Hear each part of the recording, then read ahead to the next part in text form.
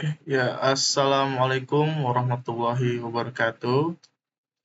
Oke, perkenalkan semuanya. Namaku Akbar Hafiz dari Prodi Teknologi Rekayasa Perangkat Lunak. Dan di Bluk saya berada di divisi Cyber. Nah, di sini saya sebagai pemateri akan eh, mempresentasikan yang berjudul yaitu Manajemen Sistem dan Pengaturan Lingkungan. Oke, langsung saja.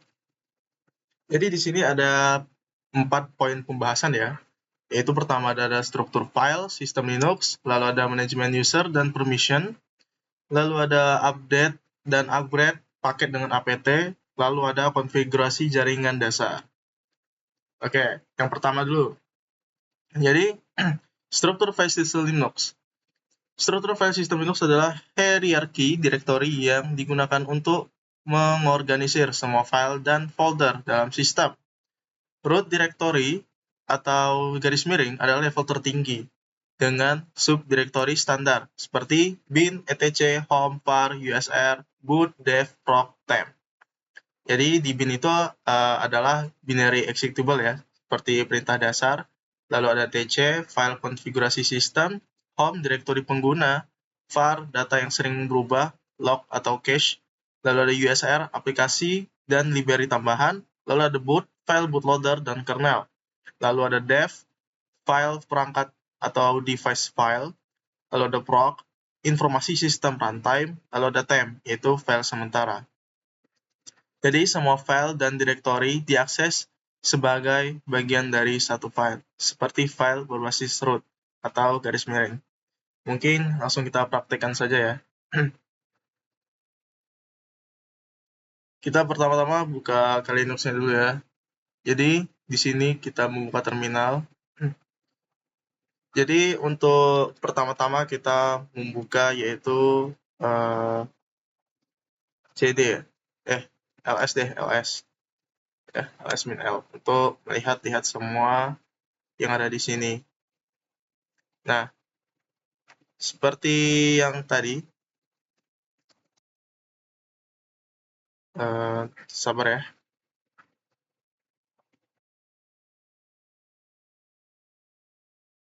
kita bisa buat itu cd min bin.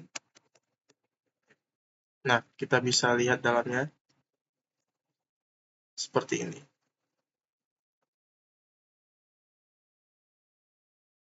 Lalu ada yang tadi seperti cd slash pc, lalu ls l.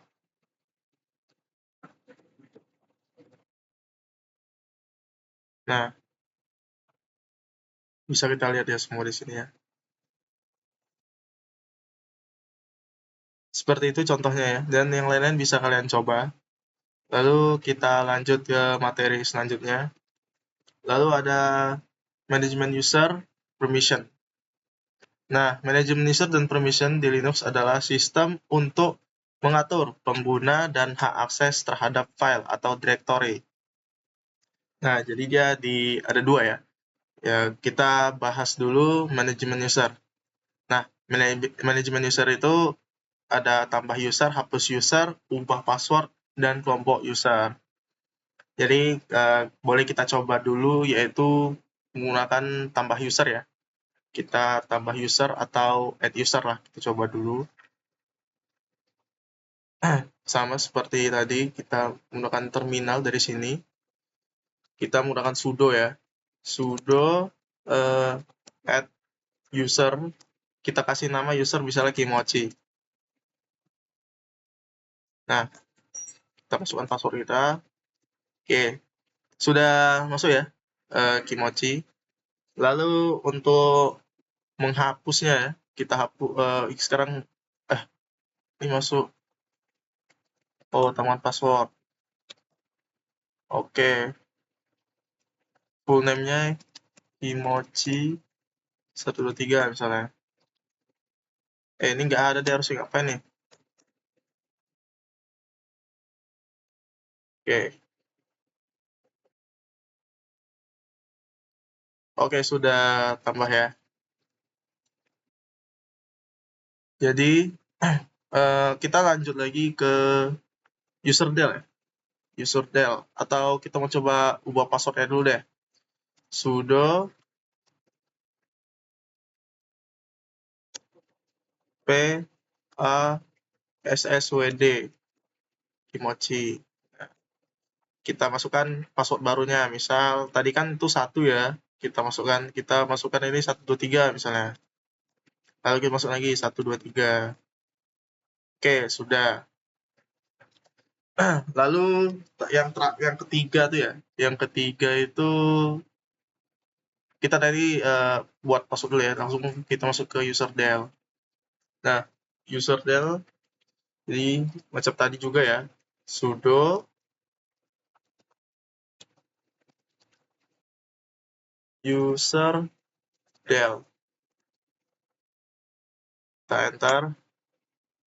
Nah, ini tandanya sudah hilang ya. Ini tanda sudah berhasil, jadi tidak ada lagi yang namanya usernya Kimochi itu nggak ada. Oke, lanjut lagi ya. Jadi ada namanya tuh kelompok user seperti group add dan user mode AG. Nah, ini kalian bisa coba sendiri ya guys ya. Sini saya tidak akan menjelaskannya jauh lagi ya. Oke, kita lanjut lagi yaitu permission, sorry, atau izin akses. Nah, izin akses itu ada 3 pengguna, yaitu seperti ini ya, ada owner, group, dan others. Dan hak izin aksesnya itu ada 3, yaitu read, write, dan execute, atau RWX. Nah, cara cek izinnya yaitu dengan ls-l. Seperti tadi sih, kita coba ya, ls-l. Nah, contohnya seperti ini. Gitu. Nanti atau bisa kita coba juga kayak kita ketik ya desktop ya. Kita ketik desktop, lalu kita ketik lagi ls-l. Nah, nanti hasilnya bakal seperti ini. Jadi kita bisa melihat izin aksesnya seperti ini. Ada RW, R. Tuh, bisa read, write. Bisa diedit dan membaca ya. Lalu ada ubah izin seperti misal ya, kayak cmod, yaitu 755 file. Lalu ada ubah kepemilikan, chown. Misal, chown, user, group, file. Ini bisa kalian coba sendiri juga ya. Ini bisa jadi tugas untuk kalian juga. Kalian bisa cari-cari sendiri.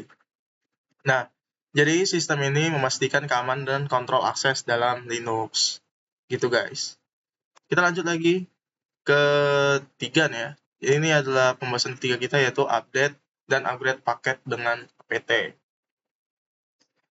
Jadi, apt dan upgrade paket dengan apt adalah proses memperbarui daftar paket dan meningkatkan versi paket yang terinstal di sistem berbasis Debian, seperti Ubuntu dan Kali. Nah, seperti yang kita presentasikan ini, saya menggunakan Kali. Jadi, kalau misalnya ditanya, apa sih apt itu? Jadi, apt itu bukan Apache ya, bukan Apache yang dari Bruno Mars dan siapa sih itu namanya, nggak tahu ya. Jadi, apt itu adalah Advanced Package Tool, digunakan untuk mengolah paket di sistem Linux dengan mudah. Seperti contoh ya, kayak ini ada update untuk memperbarui daftar paket terbaru dari repository. Seperti sudo apt update dan upgrade untuk memperbarui paket yang sudah terinstall ke versi terbaru. Seperti sudo apt upgrade dan full upgrade untuk memperbarui semua termasuk yang memiliki dependensi yang berubah. Seperti sudo apt full upgrade. Lalu ada hapus paket yang tidak dibutuhkan. Jadi dia bisa menghapus ya yang tidak dibutuhkan secara otomatis. Jadi kita menggunakan sudo apt auto remove. Jadi kita langsung saja ya ke Kali Linux-nya. Pertama itu ada sudo apt update atau clear dulu ya, biar enak nengoknya. Jadi kita coba sudo apt update. Jadi dia sedang update seperti kita lihat ya. Kita tinggal tunggu saja ya.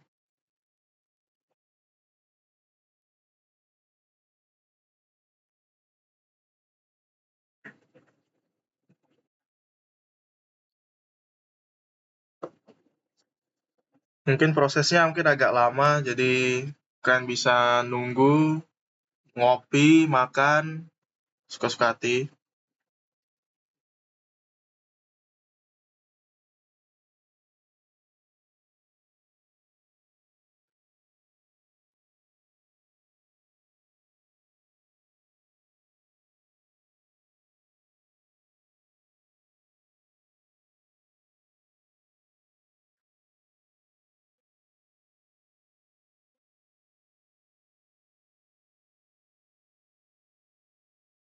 Oke, jadi sudah ini ya, sudah terupdate yang paling baru.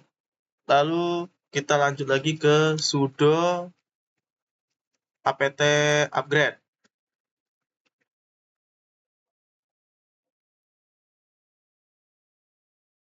Oke, kita lihat nye dan n, kita pilih y, langsung aja.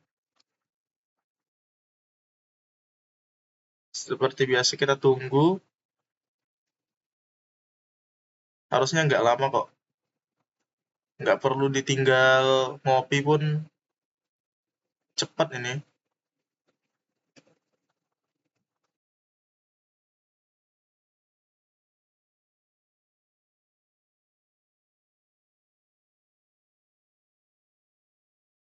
Oke, seperti jaringan saya busuk, guys. Jadi selagi nunggu upgrade ya, kita lanjut lagi ya dengan terminal baru, yaitu sudo apa tadi itu, full upgrade. Sudo apt full.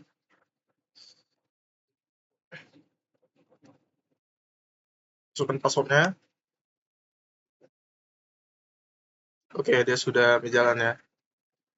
Nah, karena sembari sedang berjalan seperti ini, kita lanjut lagi ya. Ini kita minimize saja dulu. Yaitu sudo apt auto remove. Kita masukkan password lagi. Nah, di sini sedang berjalan. Maka nanti dia akan otomatis mencari hal-hal yang tidak diinginkan ya.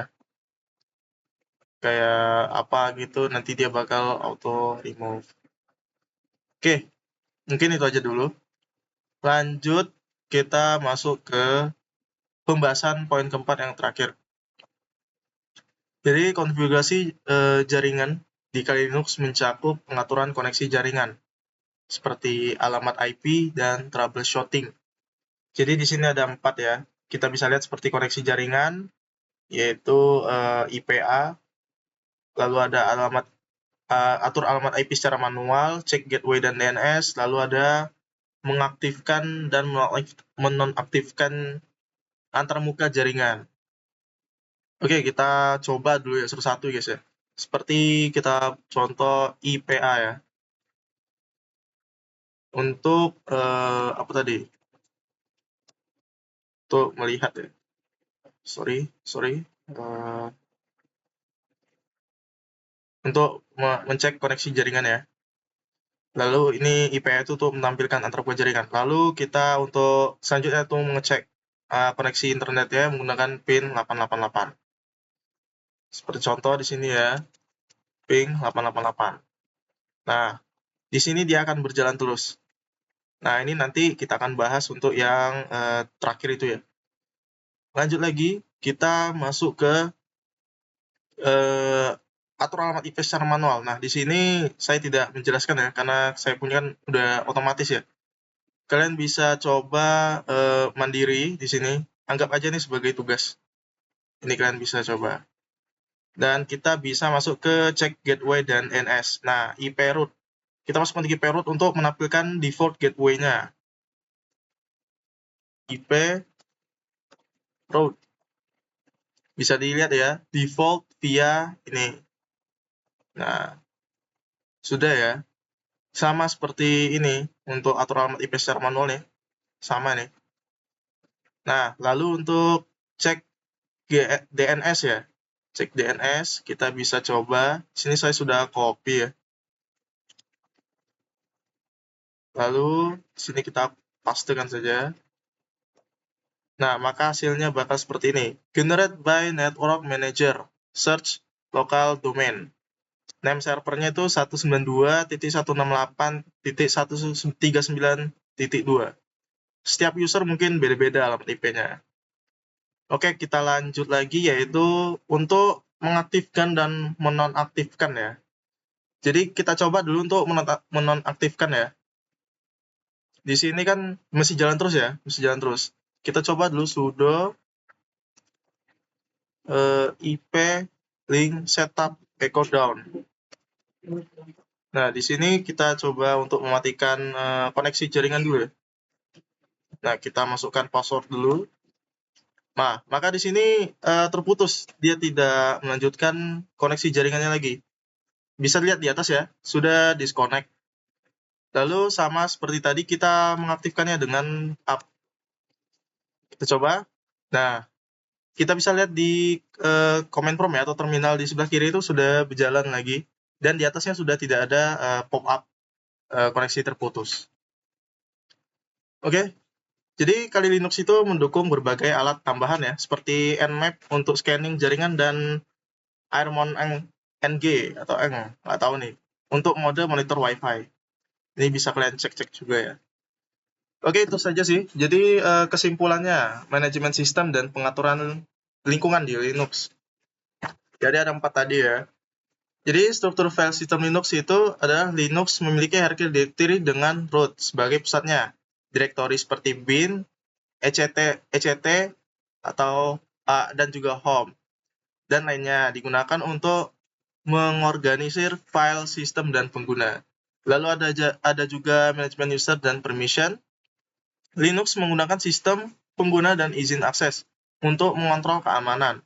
Perintah seperti user add, user mod, chmod, dan chown digunakan untuk mengatur hak akses terhadap file dan directory. Lalu ada update dan upgrade paket dengan apt. Menggunakan apt update untuk memperbarui daftar paket dan apt upgrade untuk meningkatkan paket yang sudah terinstall. Memastikan sistem tetap aman dan terbaru. Lalu ada konfigurasi jaringan dasar. Nah, yang terakhir ya, yaitu untuk pengaturan jaringan di Linux melibatkan pengecekan koneksi seperti IPA, ping, konfigurasi IP, dan pengelola gateway serta DNS. Kali Linux juga memiliki alat tambahan untuk administrasi jaringan. Oke, cukup sekian dari saya. Mohon maaf bila kalau penjelasan saya kurang dan tidak bagus ya. Mohon maaf dan terima kasih. Wassalamualaikum warahmatullahi wabarakatuh.